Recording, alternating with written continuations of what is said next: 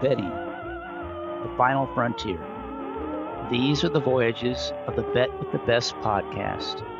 Its mission is to explore better ways to bet on races, to seek out new, successful players, and to boldly go where no podcast has gone before. The Bet with the Best podcast is sponsored by Amwager, an ADW built by horse players for horse players. Speed, power, and ease of use are at the core of Amwager. The platform is packed with features including live video, race replays, conditional wagering, and true odds, a predictive estimate of the off odds that will give you an edge. Amwager gives players the information and tools they need to quickly make anything from a win bet to a complex structured group of pick 5 tickets using the ABC strategy. With a rating of over 4.5 stars on Google, Amwager is a favorite among horse players. Sign up now at amwager.com to take advantage of the simplest sign-up bonus in the business, a 100% first deposit match up to $150. If you want to bet with the best, then you need an edge. You need Amwager.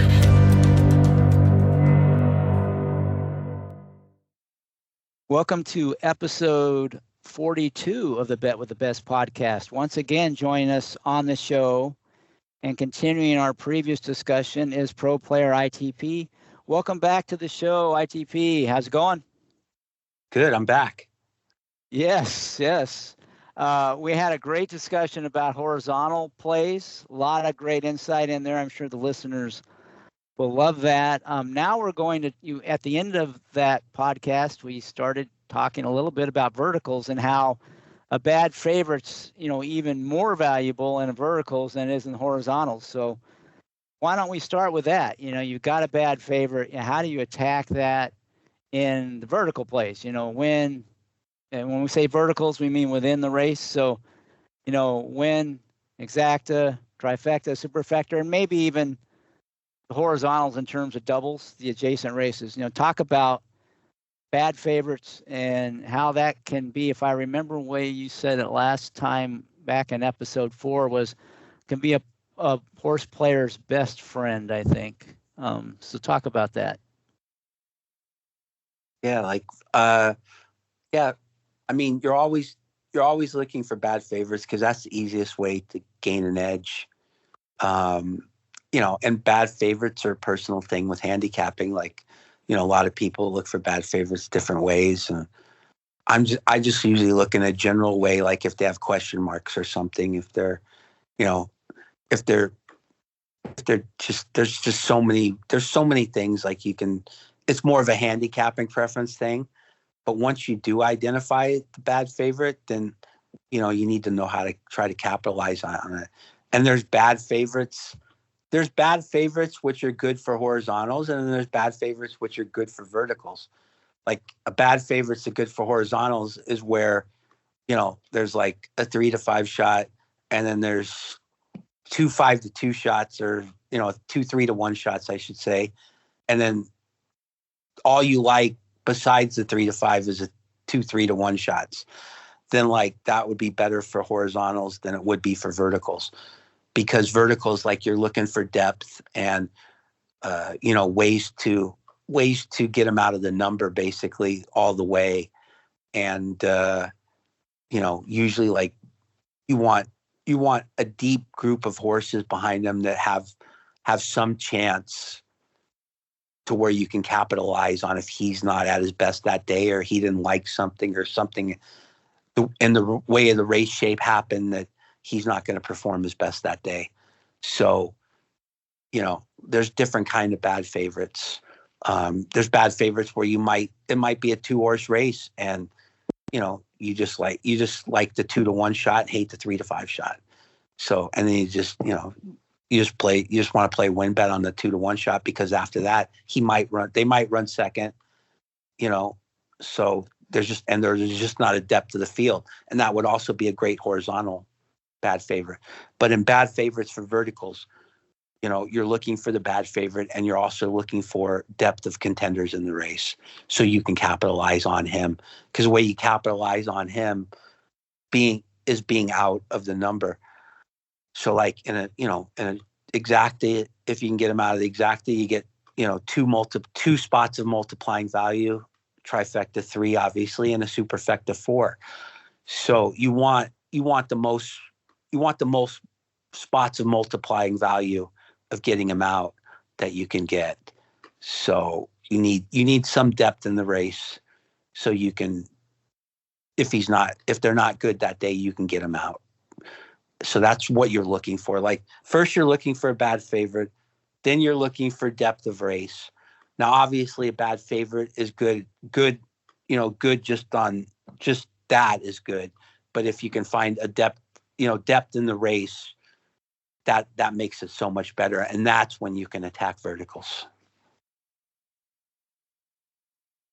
Yeah, and you kind of mentioned it before. If you can get a favorite completely out of the number, that's like, you're beating him out of the win spot, the place, show, and fourth. That's kind of like a 4-leg parlay, and you're beating the heavy favorite out of all 4 spots. Now, it may not have exactly the same usage in every spot, but typically, you got a lot of people that are doing boxing and things like that. So, there is tremendous leverage if you can knock that heavy favorite completely off the board, right? That's kind of what you're thinking, why it's easier to kind of make those, leverage a bad favorite in the verticals than it is the horizontals.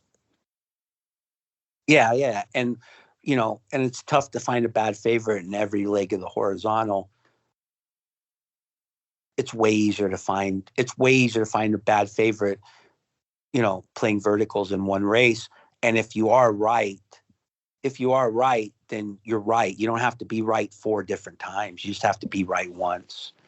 And if you're right once and you know how to attack it, and if you know how to attack it, then, it's just so much stronger than playing horizontals.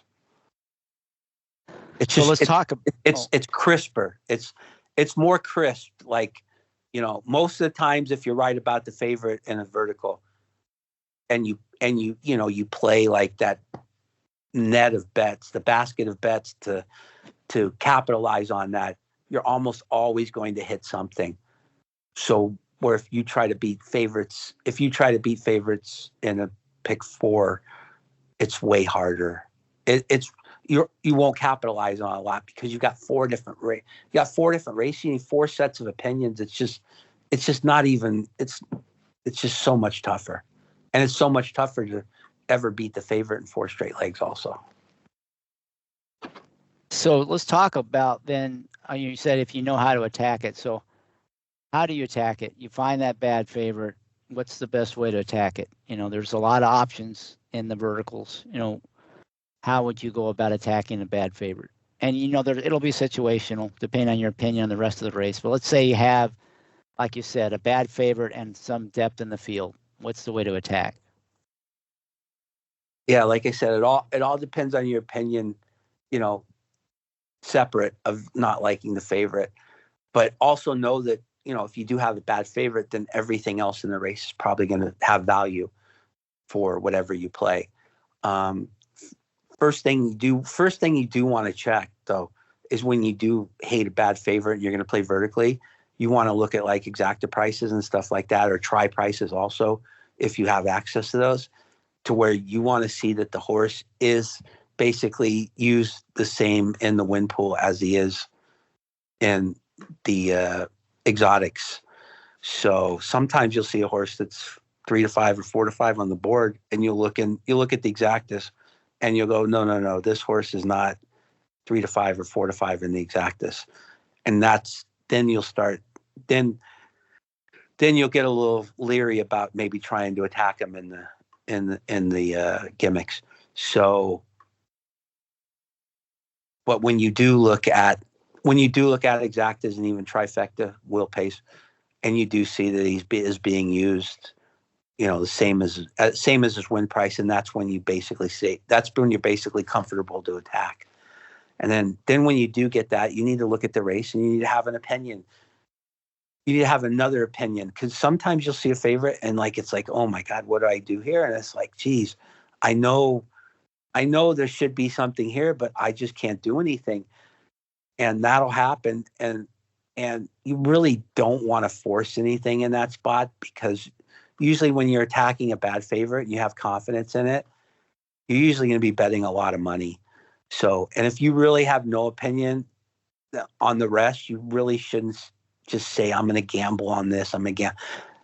I mean, don't get me wrong. It's good to do that because you're still doing it with an edge.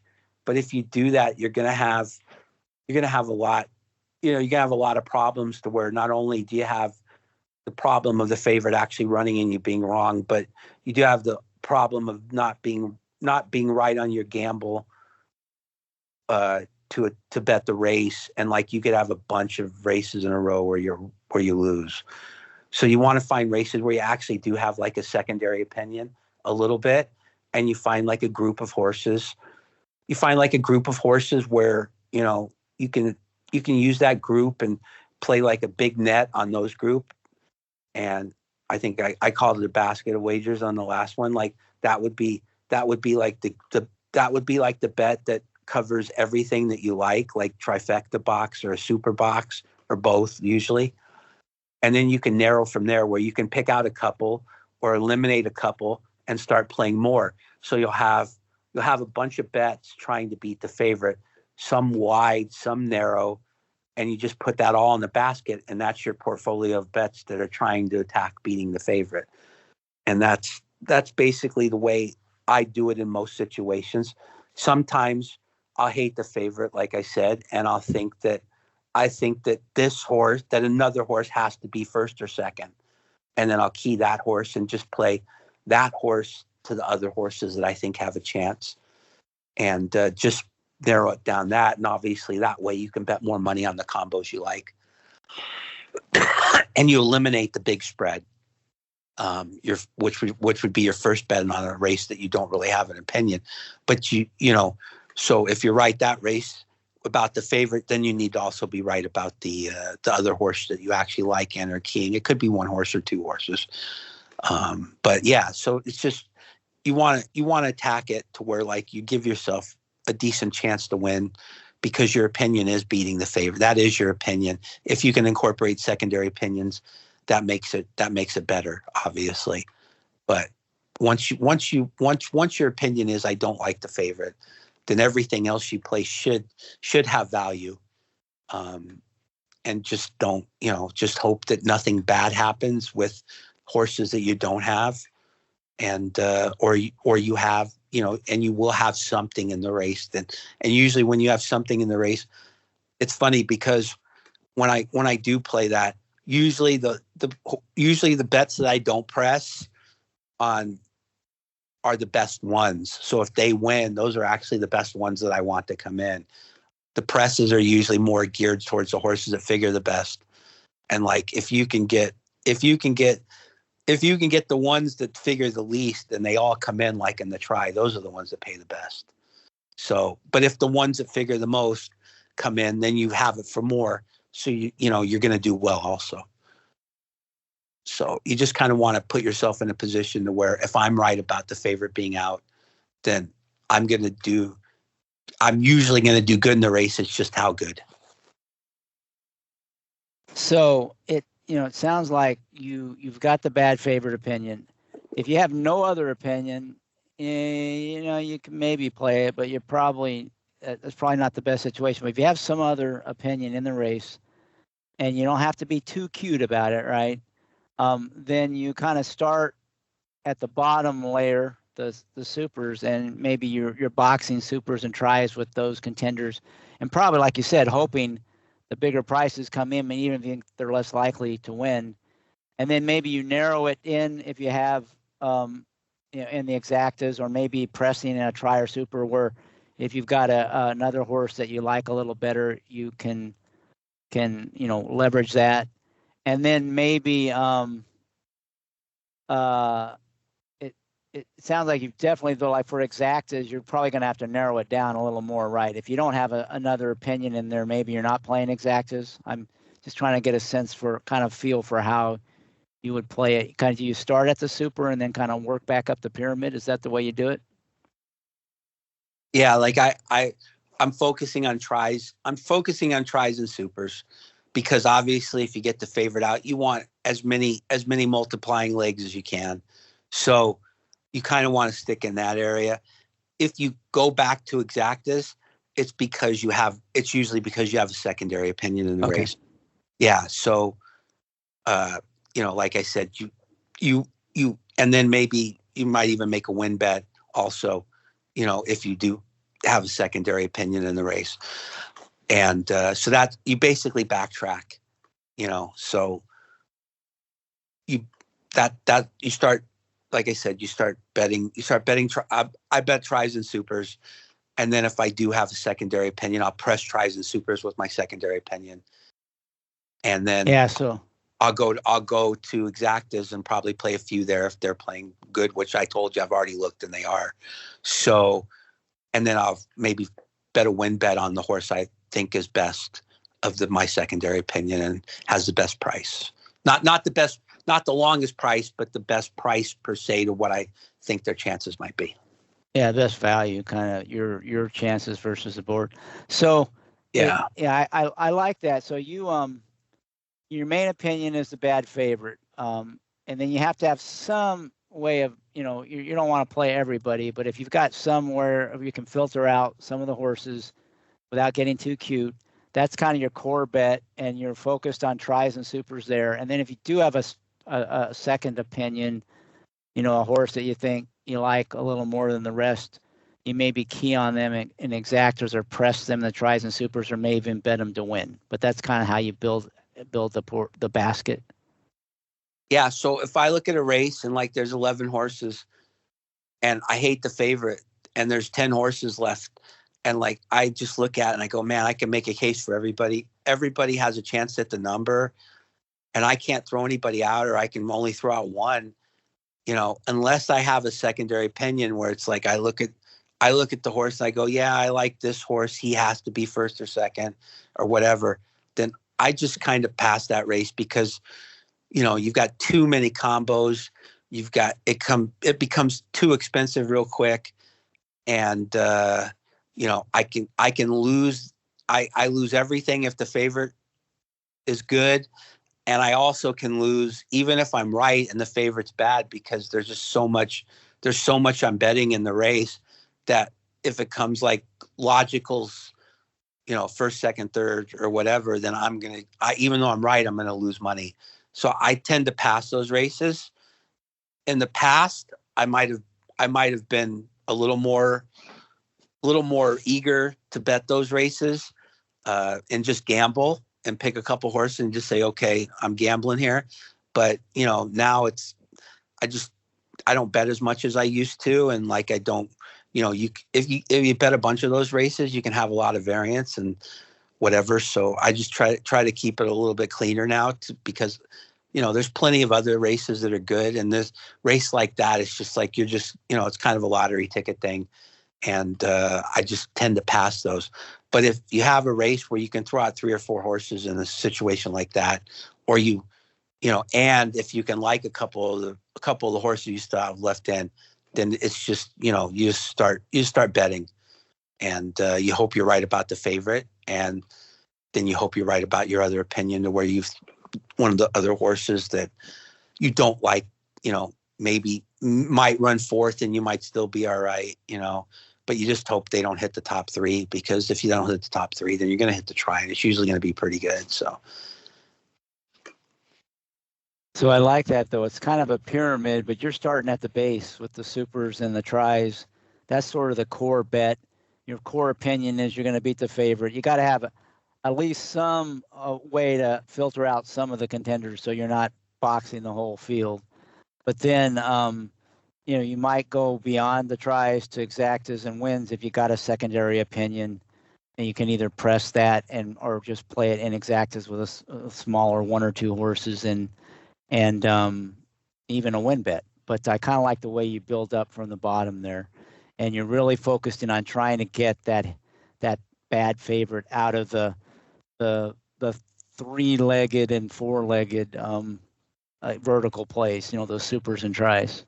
Do you ever go for the super high 5 in the same situation? Would you do the same thing? Yeah, I play super high 5s when there's a carryover, or a guarantee or something. And yeah, I have no problem doing that. Same thing mostly. Just go about it the same way. You usually add a little bit of a some of the high fives, they have 50-cent minimums, so they get a little costly real quick. And plus you have that extra leg. So you pretty much in the high fives, you want to have the opinion of hating the favorite, and then you want to have a secondary opinion where you like something, and that cheapens things up a little bit. You pretty much attack it that way. And yeah, you can get a little I don't want to say crazy, but like if you hate the favorite and you like one other horse or two other horses, and you can kind of key them in the first 2 or 3 spots and give yourself a chance there. Where one of them has to be first, second, or third, and get the rest in the play for something that's not going to be terribly expensive. But you usually want a decent sized carryover or guarantee on stuff like that. Like, I know I'm talking to mostly thoroughbred players, but some of the harness tracks have, like Hoosier has a $10,000 guarantee on their high five every race. And that goes back to what I talked about on the last episode with the when you have those little $10,000 pools, if you can get to areas where the public isn't, then you're in a good spot. So I try to focus on stuff like that. And I will play super high fives that have carryovers where I think they're hittable. Some of them you just look at and you go, no, but if I can not like the favorite and I think I can hit it for a relatively acceptable amount compared to the carryover, then I'm in. Yeah, and a lot those super high fives they have those quite a bit at smaller tracks, and they tend to carry over more there because of the smaller pools. So, given what you said in the first episode as well, in terms of the boat's a little smaller, it's easier to get outside the boat in those pools. That would make sense to apply that same thinking to the super high five as well. Like you said, especially when there's a carryover. Like that's the thing with smaller pools. With smaller pools, like if I'm betting correctly, then I have an advantage over everybody. Even though my opinion might not be as good as theirs, my betting is going to be better than theirs. And like I said, if I can just get to where they aren't, then that's where I want to be. Now, if you have a great opinion and you bet properly, then you basically have a printing press. We don't hear people say that very often when it comes to betting on horses. It's a printing press. So take advantage of that. If you got a sharp opinion on a carryover on a super high five, where you can beat a heavy favorite, that's where you unload. Yeah, like I said, most people that are playing small tracks, like they're either playing them because they're on TVG or something like that, or they're just bored, or they're playing because that's the track they focus on and they have a good opinion, but most of them don't know how to bet well. So if you can have a great opinion at smaller tracks and you can bet well, then like I said, that's where you're just having edge that's huge. So you don't think the teams are getting in on those small carryovers at the smaller tracks? That's just not enough to get, the pools aren't big enough? They do somewhat, but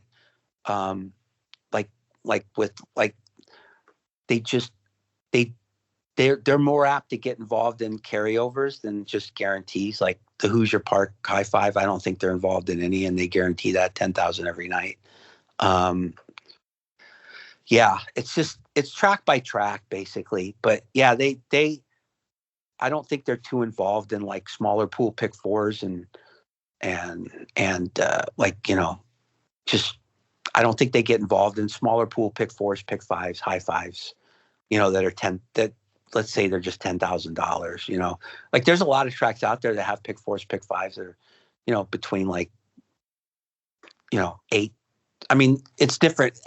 Each night's different, but let's just say they have 10,000, the Deltas, the Remington, stuff like that. I mean, the Remington has more, but I don't think the CRWs are too involved in stuff like that. Yeah. You just got to find them. Like, just go around and look at look at the tracks where the pools are, smaller. And if you want to get sharp at tracks like that and bet properly, then you're going to have a huge edge over the field. My edge is I bet properly. I don't have time to be sharp anymore. So I used to be sharp, but I'm not sharp anymore. So I try to make proper bets off my instinct opinions instead of sharp opinions. So let's talk about, even if you don't typically have what you consider to be your sharper opinions, but let's pick one example now. We talked about the bad favorite. What about where you've got a horse you think that offers, a particular horse that you think offers really good value in the race? So, it's gonna pay a price that's significantly higher than you think it should be. What's the best way to attack that? Yeah, well, first thing you should do is always make a win bet. A lot of people forget that because they're looking to key them in horizontals or verticals. First, if you ever think if a horse ever fits that category, your first bet should be a decent sized win bet. And then, like, everything else, verticals, horizontals, whatever, is strictly on your opinions in the rest of the race or the other races. So if that's all you like in the race and you have no other opinion in the race, then just make a win bet. If you have another opinion in the race, which adds value to your original opinion, then you can play exactas, try supers. There's no real set formula to this. Just know that everything you do with that horse you don't want to decrease from its value. Like, you don't want to say, okay, I'm going to play that horse to the top 5 favorites, underneath in the try and on top in the try, because that's just worthless. Like, you're just, if it comes your horse to the 2 favorites, you're going to be investing 20 units in a try, and you're not going to be getting that back. You're not going to be getting that back 20x whatever you're playing. So it's just not worth it. You have to have some secondary opinion that attaches your first opinion. And if you do that, then you go ahead and play exactas and tries and supers and stuff like that. But the rest of the race dictates what you want to do with that. So each situation is different. Like, you might like an 8-1 shot where the only other horse in the race that can beat you is the 4-5 shot. If that's the case, then I'm just probably playing the 8-1 shot to win. I know most people would say play the exacta back, but I just don't. I'm not looking to do that. But if you do, that's not the worst thing. When you're saying that, using the exacta as a place bet kind of thing with that favorite, is that what you meant? Yeah. Like, most people would automatically do that. Like, I would be more inclined of playing the exacta to the 4-5 shot one way rather than playing the other way. But that's just me. And, like, I know that's best over the long run, and that's my opinion. So I'm just going to go with it, because I know that, this is just 1 or 2 bets. This is just a couple of bets out of thousands, tens of thousands over the year. And I'm not worried about the result of this. I'm not worried about the result of this bet or having, the 4-5 shot beat him and, getting my exacta on that. Like, I like the 8-1 shot better than the 4-5 shot. And he's 8-1 versus 4-5. Everything I'm doing will be with him on top or him to win. Yeah. All right. How about here's example where you've got a race where the favorites aren't heavy favorites. They're not necessarily bad, but it's kind of a race that's sort of wide open. There's 3 or 4 other horses that you think are be bigger prices that have a chance. Is that a race you pass, or do you try to take advantage of that fact that the favorites are underlaid as a set, maybe the top 3, but it's not like they're big underlays. Is that something you'd be interested in playing? If so, how would you tackle that? Yeah, so I don't like this. So one more time with that, you kind of lost me. All right, it's kind of like what you'd call a spread race, but like the top three choices, they're not super short, but they're the three favorites, and they really aren't any more likely to win than 3 or 4 other horses that are prices in that race. So there's some value, but it's kind of spread out. It's not really focused on one horse, either good or bad. And is that enough to get you interested? If so, how would you play it, or is that just something you would pass? Yeah, I would probably pass there because you're giving me 3 horses I have to beat, and like the odds of that happening are probably very, very tough to do. Like I might look to find something narrow with the other 4 horses that are prices, but just boxing the other 4 or playing trifecta box or superfecta box with the other 4 probably isn't going to be that good, seeing as the 3 horses that are the 3 other horses that you kind of just are equal to the other horses aren't big favorites. So even with that range, the other horses aren't going to offer that much value because they're probably going to be in the range of their chances. And I just probably pass because there's better races than that coming up later. So. All right. Yeah, no, that makes perfect sense. What about the situation where you've got a solid favorite? Maybe it's even underlaid a little bit. But you have a longer price horse that you like, not necessarily beat the favorite, but could beat the rest of the field. Is that something that would get you interested in playing? And how would you play that? Yeah. Each situation is different on something like that. Like, so one more time, you got a favorite that you're not licking in your chops to beat, but you have a long shot that you think could beat everybody else. Probably isn't going to beat the favorite. Yeah, same thing going back to the other example, like the mid-price thing. Like I would bet the horse to win that I liked, and then I would just look to see if I could narrow down some things behind that. Maybe using you said I kind of like the favorite, so yeah. I mean, I might. It's tough to explain that without knowing what the other options are in the race. You know what I mean? Yeah, I think I was trying to get you to like have an example where you would play your horse in second, but it does sound like you're very reluctant to do that. Even an example where you think the favorite's solid and you got a good long shot that can beat everybody else. I mean, would you ever think about keying that horse in the 2 and 3 spots underneath the favorite? Yeah, if I could narrow down the rest of the contenders to where they're like 2 horses, like I would have no problem playing the 2 horses I like first and second with the other 2 for third for like my biggest bet, and then coming back with first and second with the other 2, or first and third with the other 2 for second for smaller, and then maybe playing the price on top of the other 2 for small, you know what I mean, without the favorite, stuff like that. Like you just, like I said, it's all you can play around with all of it, but it's all based on whatever. And that's the thing, like as a gambler, like if I like 2 horses and one's 8-5 and 4-5, right?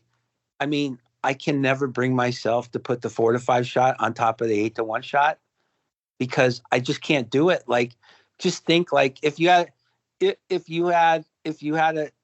coin flip, right? And one of them paid 4-5 and the other one paid 8-1. Like, would you ever bet equal amount on both, or would you ever bet the 4-5, right? You just bet the one that was 8-1 every time, right? I mean, I don't know. Yeah, I mean, I can't.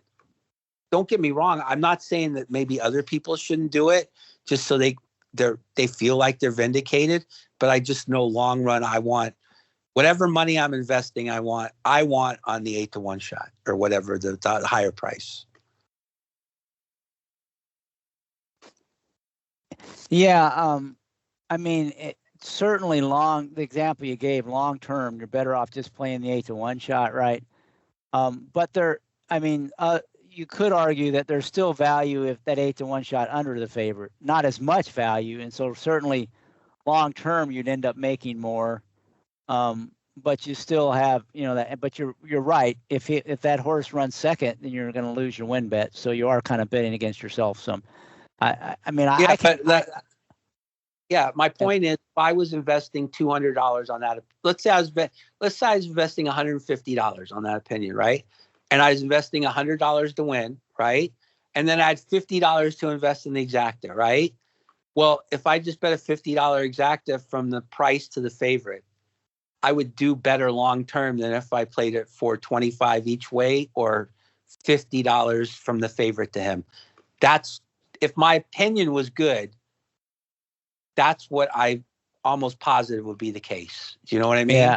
Yeah. No, I absolutely get that. To use the term that Mike Maloney, you're going for the kill shot, where Mike would be, he's a little more, I don't call it risk averse, but he would have that kill shot, but he would also have the exact underneath because he's still getting some value there.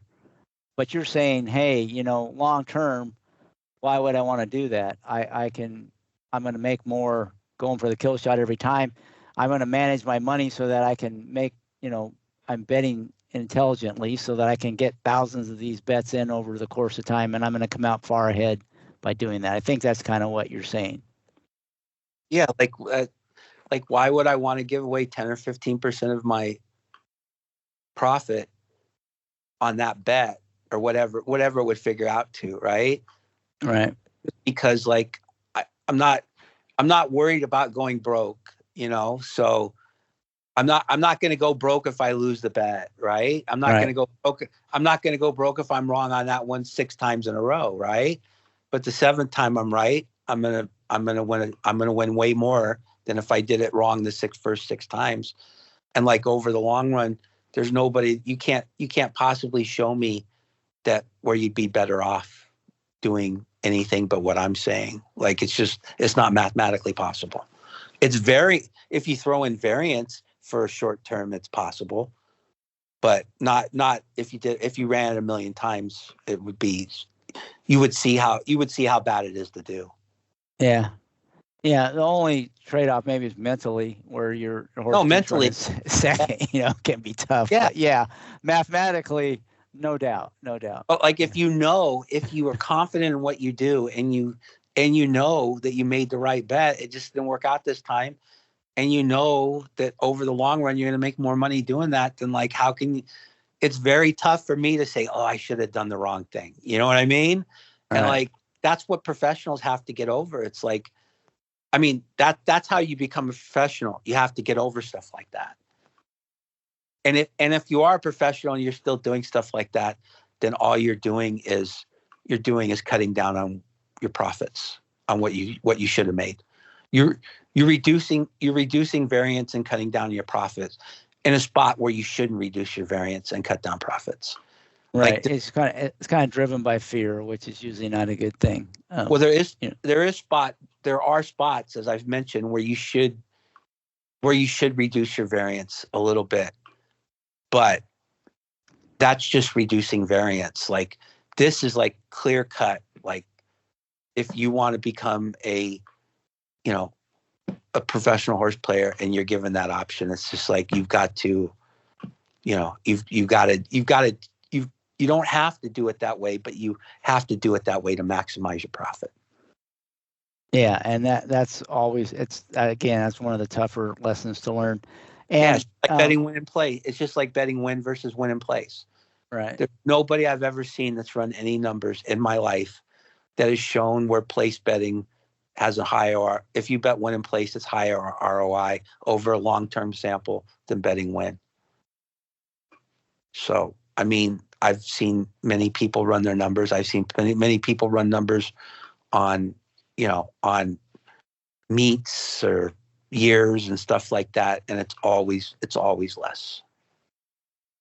Yeah, but like you said, that there's differences where when you've got a narrow specific choice to make, whereas when you don't have an opinion, there's 4 horses that could are all about the same, and I just want to beat the bad favorite. well, yeah, you could somehow figure out which one you like a little more than the others and only play it a certain way, and maybe do better long term. But it's just you're splitting hairs there, and you're much better off just going with the opinion they're all about the same and just taking your profit.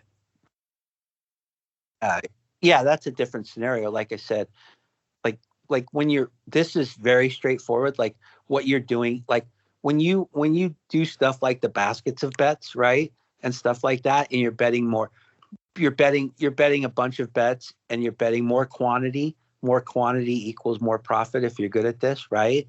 Whereas this is just pretty much straight cut, and you're not going to, by doing what's wrong, you're not, or doing what is wrong, you're not increasing your quantity, and you're not increasing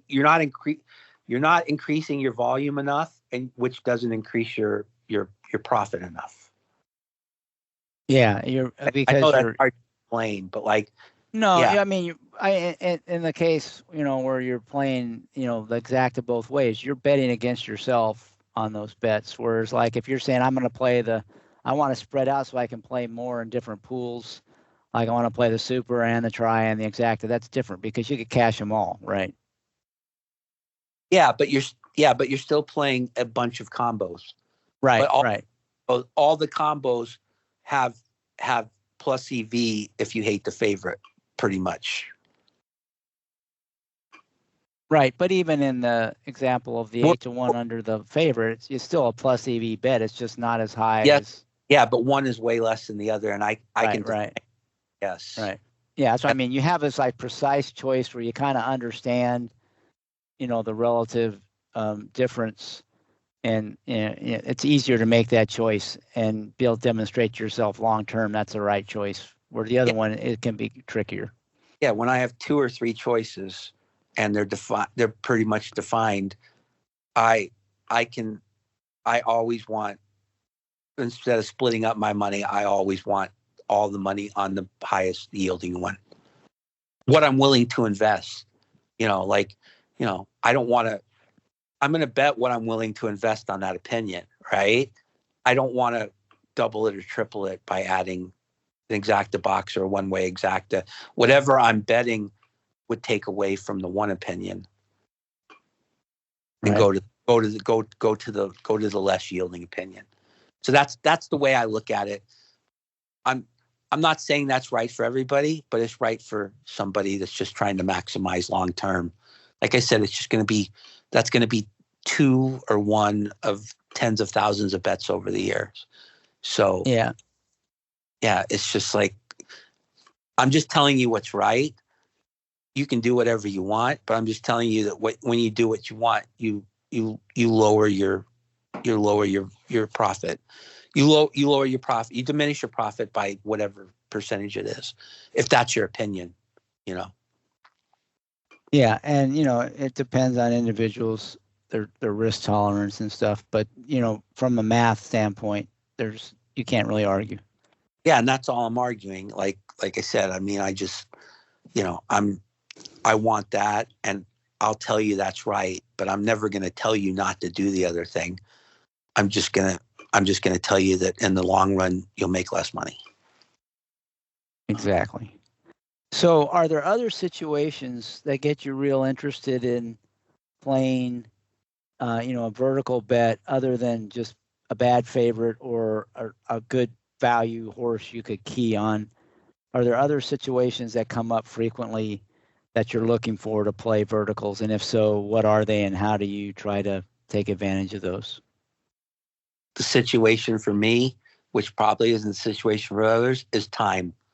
Like when I play verticals, like I can walk in my office and see 3 minutes to post and pull up the racing form and look at the race and say nothing here, or I want to play this race.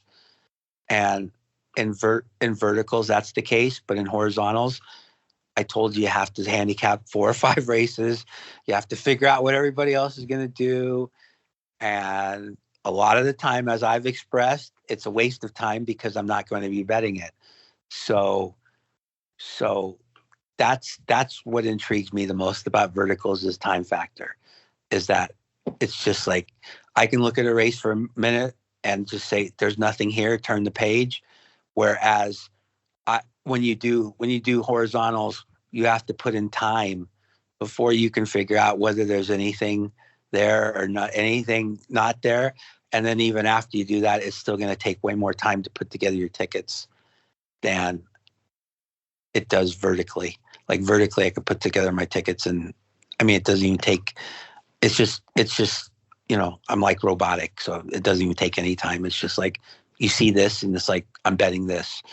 Whereas horizontals, you still have to take some time to figure out your tickets on and construct them, and then punch them in. Obviously, which is just it's a time thing with me. Now that's not going to be the case with 99% of people. So, but that's the case with me. And like, I'm way sharper on one race than I am on 4 or 5.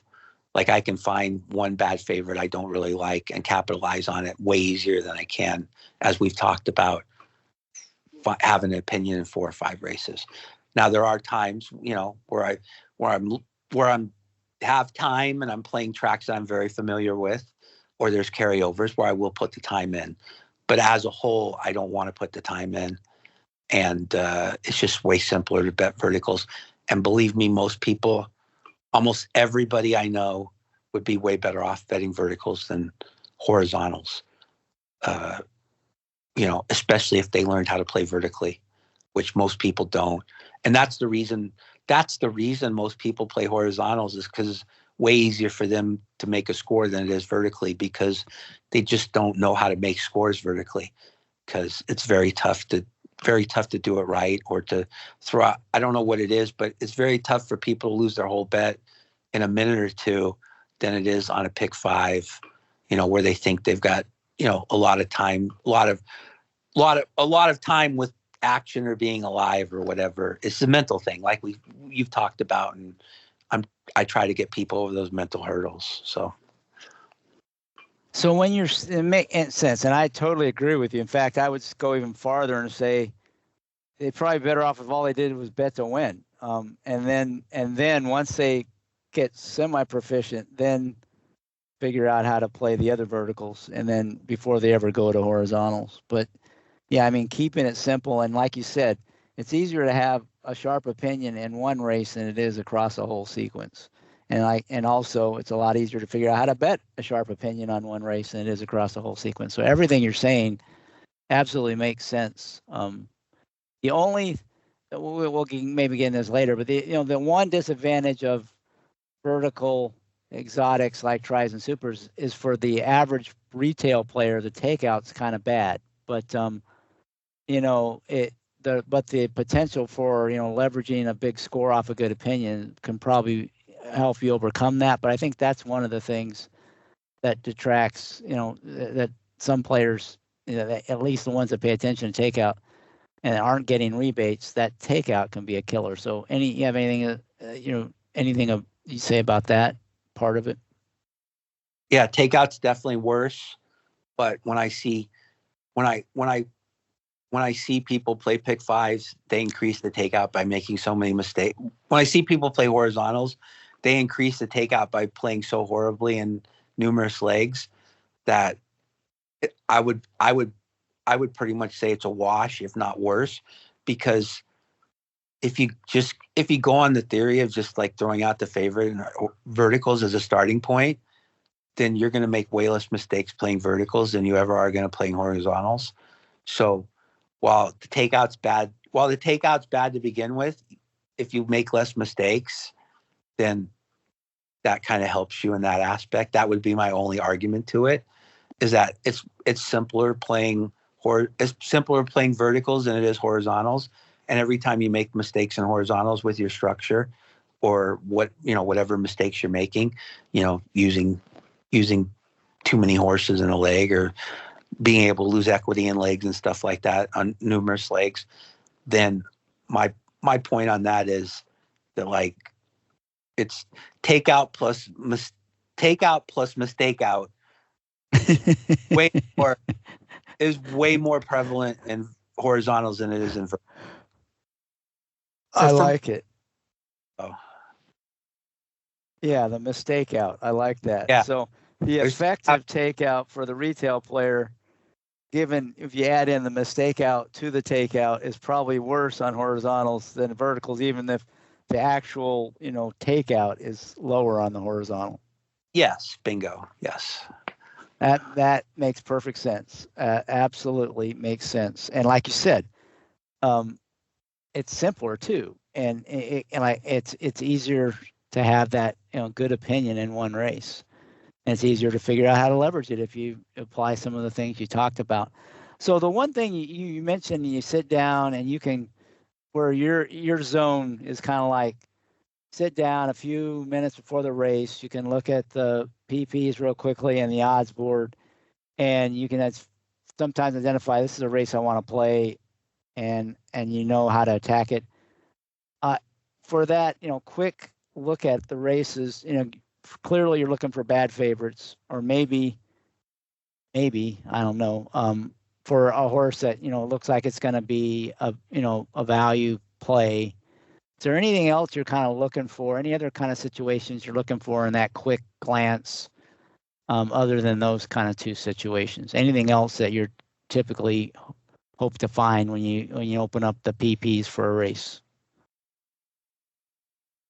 Yeah, I mean, like when I'm generally, I'm not, I used to spend 60 hours a week watching tapes when I was younger, stuff like that. And like, it's very hard to form an opinion. It's very hard to form a sharp opinion on anything if you're not doing stuff like that. Like if you're just handicapping, like I think you can get the general dynamics of what you're trying to get in a race in, a minute or two. Like if you know what you're looking for, how's that? But if you want to go the extra mile and have a great opinion, then you will like horses in races. Like you will look at a race and you'll say, I like this horse, right? But when you're just perusing a race, it's more like once in a while you'll see a horse that whatever angle or whatever, just screams out at you. You know what I mean? And you'll find that horse. But when you're looking quickly, and the bad favorite thing is the first thing you need to look for, and it's the thing you're going to gravitate towards, because that's the easiest way for somebody to identify that a race might be juicy. If it's very tough to look at a race for a minute or two and find like a 12-1 shot you really like, which would make a race juicy for a normal player, right? But for somebody that's doing their work, and anybody can look at a race for a minute or two and say, oh, I like this 12-1 shot. But to really like them, you need to dive deep in the race, to have any confidence. So what I'm doing is I'm just trying to look at as many races as I can in whatever time I have, and find the best ones. And the best ones are the ones where you can usually beat the favorite. It's almost always where you don't like the favorite. You'll look at certain races where, hey, I love this favorite. He looks great. And then like, oh, well, the second and third choice, I don't like either one of them. Then maybe you can do something there where you're keying the favorite on top in tries and supers with other horses that are bigger prices. So each race is different, but the general consensus when you're looking at races, and to looking at races that you can bet and bet volume on, are races where you don't like the favorite. So that's under my time constraints. That's what I'm looking at. Now, a handicapper like you or Emily or somebody like that, you're going to be looking to find horses you can, you probably can just bet on in the race and stuff like that. And that's great. I used to do that. I did that for 20 years. So, and that's great too, but you have to be sharp when you're doing that to have any chance to win nowadays, because, all the odds are sharpening up and stuff like that. But if I can just find one bad favorite and go off that angle, that's the easiest way for me to win.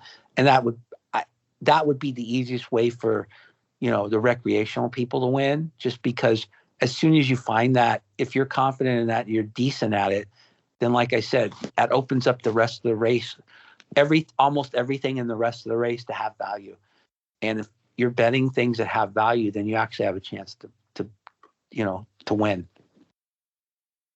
Yeah, and there's no reason why you can't combine the two, right? You can have a sharp opinion in a race with a bad favorite, and then you can go to town, right? Yeah, that's the best combo for sure. Like if you have, like I told you, like that's what I told you about the small tracks. If you can have a great opinion and you know how to bet, then you should just be printing money, because like I said, that's most people betting those tracks don't have great opinions, and the ones that do aren't betting a lot of money.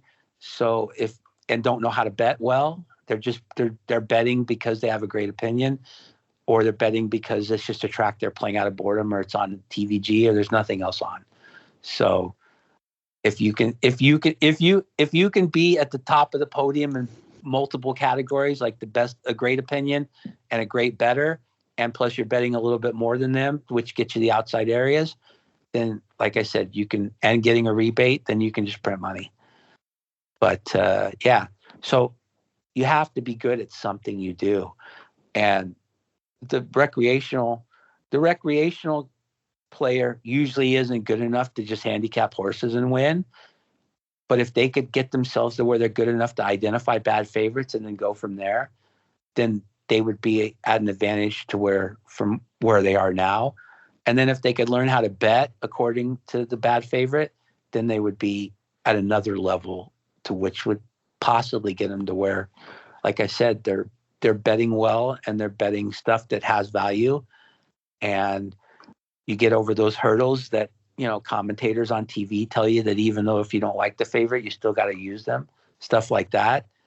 But if you can get to where you have no problem not using them, and you're okay at identifying them, and then if you have a good secondary opinion from there and you bet properly, then like you can get to where you have a chance.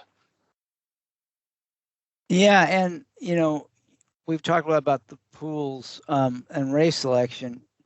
Are you out usually trying to focus on the smaller tracks? Are certain kinds of races at the bigger tracks or smaller? In terms of race selection, do you kind of target certain kinds of races or certain tracks, or are you kind of just browsing everything and looking for bad favorites? I try. Like I said, I try to look at as many races as I can when I have the chances. There's certain tracks I won't even bother looking at. Like I stay away from most of the big tracks now because I don't have a lot of time. Most of my time is at night. So at night, I don't have a lot of options, obviously. Most of them are small track options. So I just kind of look at what is available to me. And I'm pretty much, open to betting anything I'm semi-familiar with or familiar with. And so that just happens to be groups of tracks that, are on during the times I have. I don't ever wake up early in the morning and start playing races. So that eliminates the East Coast thoroughbred tracks pretty much. I used to, but not anymore. So, if I, pretty much the earliest I'll get into my office and start playing is noon or 1 Pacific. So if that's the case, I won't even bother. Like I'll turn on Santa Anita or Del Mar or whatever the West Coast track is, the thoroughbred track is, and just look. But their product is so terrible that like I will find maybe one. I usually end up betting maiden races or something like that with fuller fields. If I find a race to bet on, and then I'll just go from there. You just follow the tracks that are open up later than that, and I'll pretty much look at almost all of them. I'll even include harness tracks and quarter horse tracks. I usually play Los Al at night, but that's only Saturday and Sunday because that's where I grew up and played, my whole life. So I'm familiar with it, even though the product there is not good. But I'll pick and choose my spots, and I just try to get as many bets as I can, looking at as many races. I might look at 60 races and bet 8 races. So, I'm never looking at.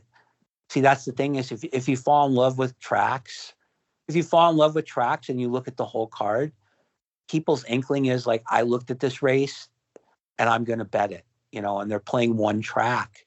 and like they just get into bad habits where it's like they start betting bad races just because that's the track they looked at. And, you know, they waited 30 minutes and they looked at the race, and damned if I'm not going to bet this race because I spent 20 minutes handicapping, even though it's a terrible race, I'm going to make a bet. And like, you can't do that. Like, you have no chance doing stuff like that long term. So you only have, you only bet the races where you think are good betting races. But when you look at 9 or 10 races, Santa Anita, I mean, geez, even if you're sharp, I mean, if you bet more than 3 races a day there, you're a sicko. I mean, there's just so many bad races. And it's the same.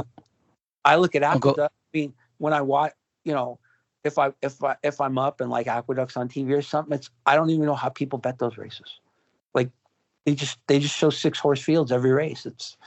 And half of them are, and if they have bigger fields, they're like non-competitive. And it's like I don't even know how anybody bets those races. And I mean, I know how, you know, I know how the CAWs bet that race, but I don't know how normal people bet races like that. Or even waste time looking at a card like that, you know. And it does seem like you hit on given your approach of trying to find bad favorites, and when you find bad favorites, trying to attack, you know, the tries and supers, then you probably field size is a quick filter for you, right? You're looking for the bigger fields where you can actually make money on those exotic verticals, right? Yeah, and that's the thing is like, even if you don't like the favorite and you're playing in a 24% takeout on tries and stuff, like I mean, you literally have to be the sharpest person in the world at hating the favorite, and then the sharpest person in the world at betting to where you can overcome like 24% takeout, you know, in 6 and 7 horse fields and tries and stuff. Like, it's impossible. You know, with a rebate, you have a chance, but it's not a chance that, you know, there's just no need to. It's just, you know, that's the problem is like people bet. There's so many races being offered to the public that are terrible nowadays that it just kills off everybody, and people just don't have any filter on races they shouldn't bet. They just bet them because they're running. And, you know, I see that amongst people I think are sharp. Like, I see them betting races, go, how the fuck can you bet this race? You know? And it's like, because I like this horse. It's like, Jesus Christ. Okay, that's fine. It's like, go ahead. You know, it's like, you know, maybe make a win bet, but, you know, they're playing gimmicks too. And it's like, I'm going, you have no chance. I mean, you have to be the sharpest human on the planet to overcome like high takeout and like 6-horse fields. It's just impossible. It's while it's not impossible, it's just impossible over a huge sample size.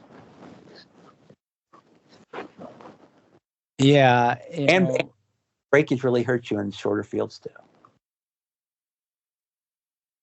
Yes.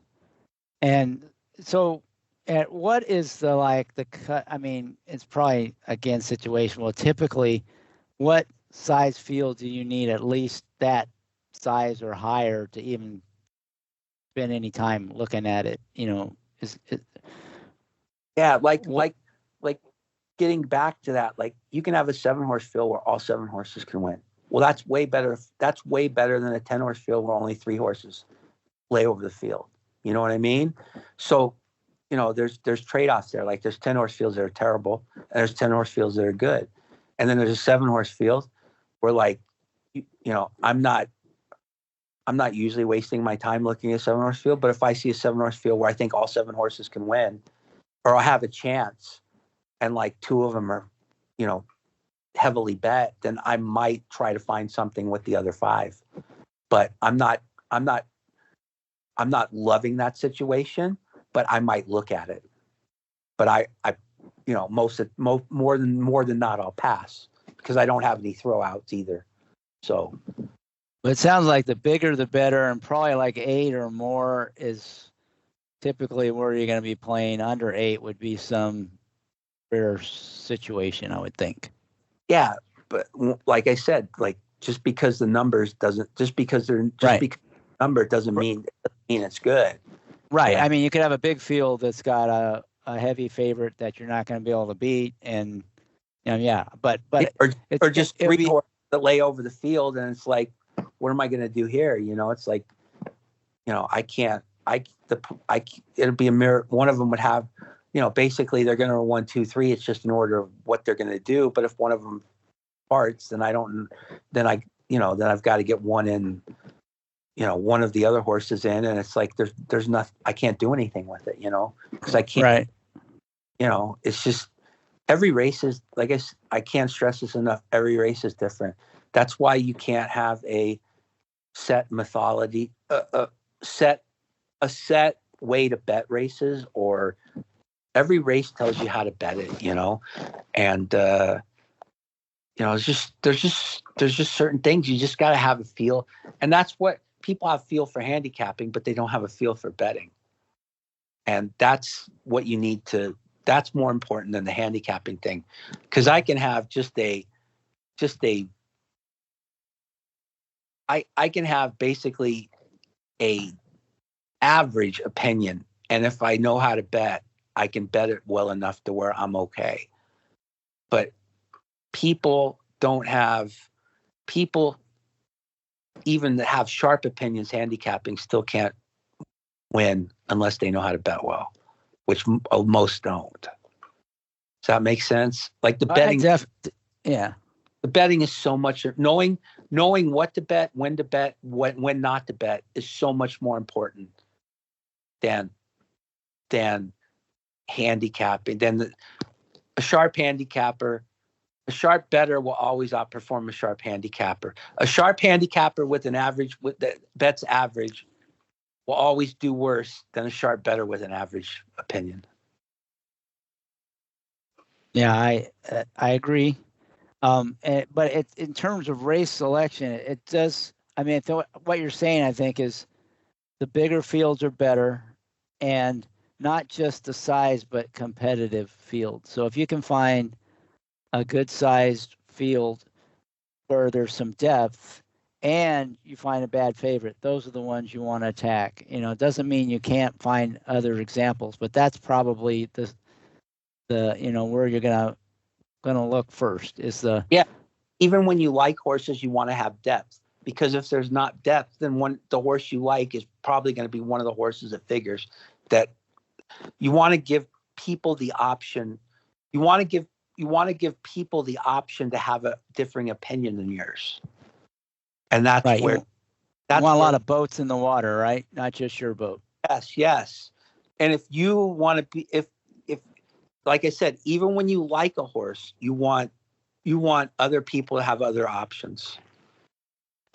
If you like the same horse everybody else likes, your horse is worthless. So if you like a specific horse, you still want depth of field. I know a lot of people don't think that, but you do. And like a lot of people say, well, if I want a horse, I only want a horse or two that can beat me. It's like, no. You want depth of field, because that gives money to go. That gives money to go elsewhere. If you like a horse, and there's no depth in the field, then basically your opinion is that you hate the other horses, not that you like your horse. Does that make sense?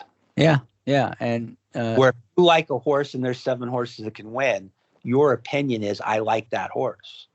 But if there's only 3 horses that can win and you like one of them, then basically your opinion isn't that you like your horse. You have to hate the other 2. Yeah. And I mean, basically it comes down to the same thing that we've talked about in multiple instances, is that if you want to make money, you want that.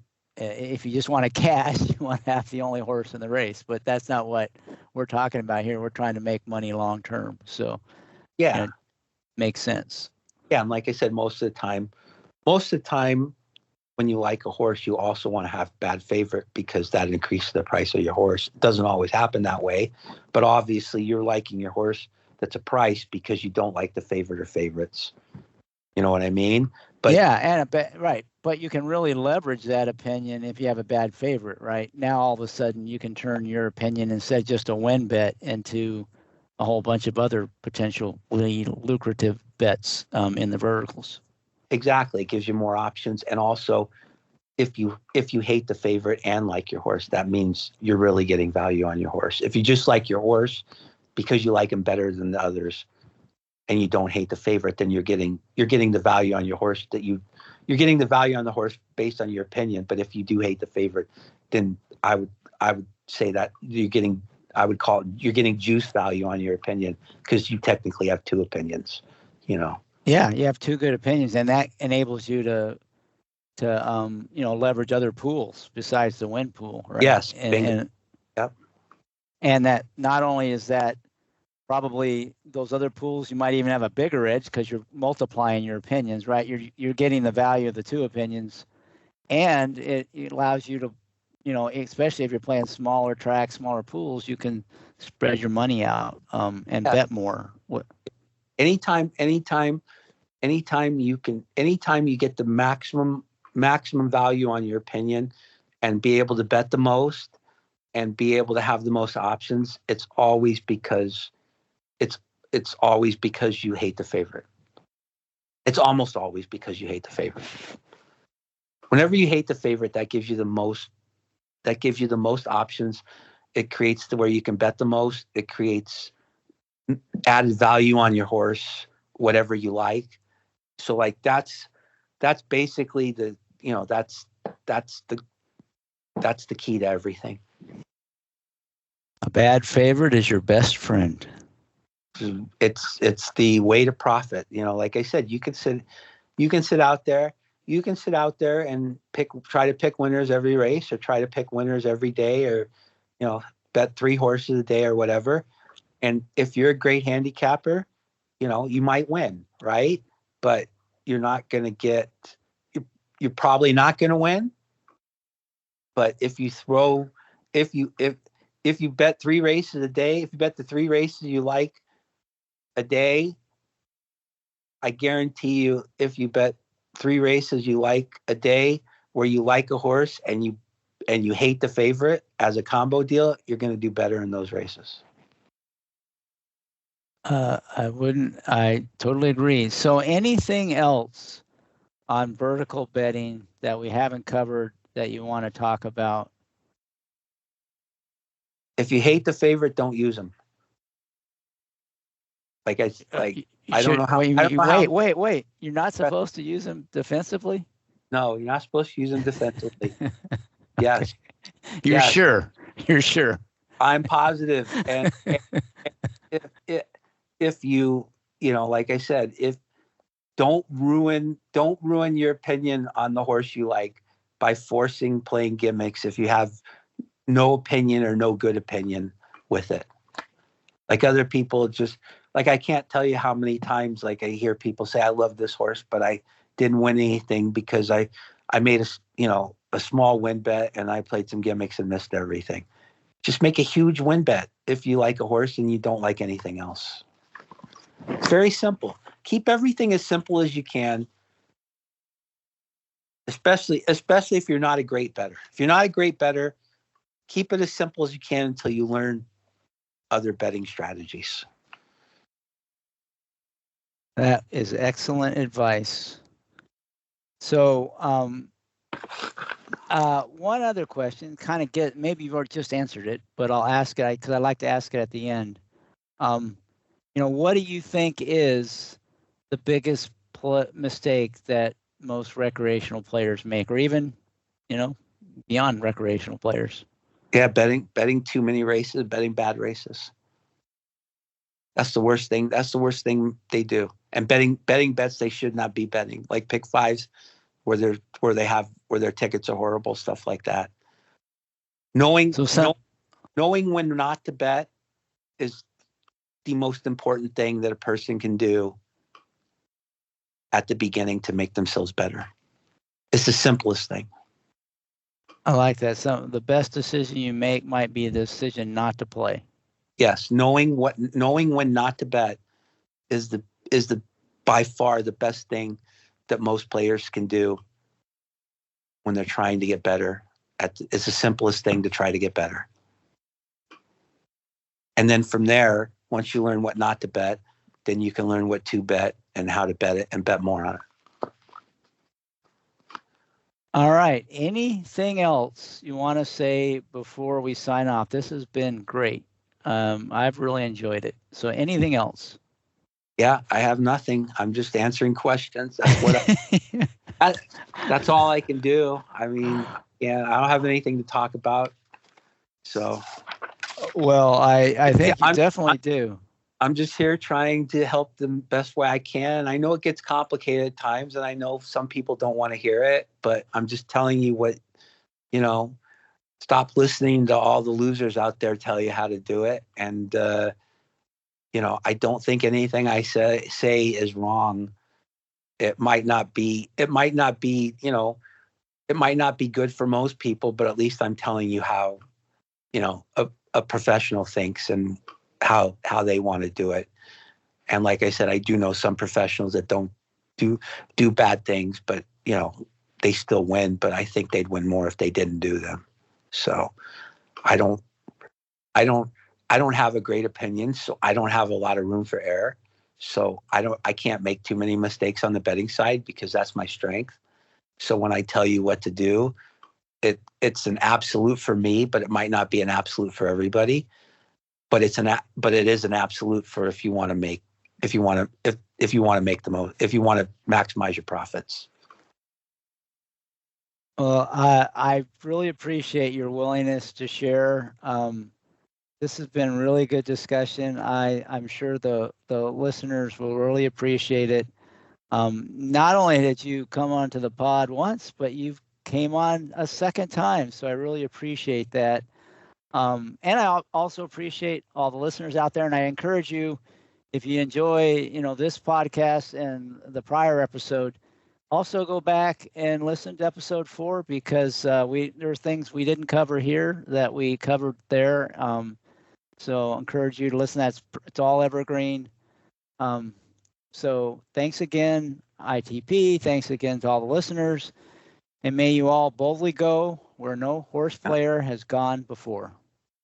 And everybody, please listen as many times as possible so I get the bigger residuals than I got on the first one. I'll double your residuals from the first time. How's that? Triple. I'll triple it. You got it. It's a deal. Thanks, everybody.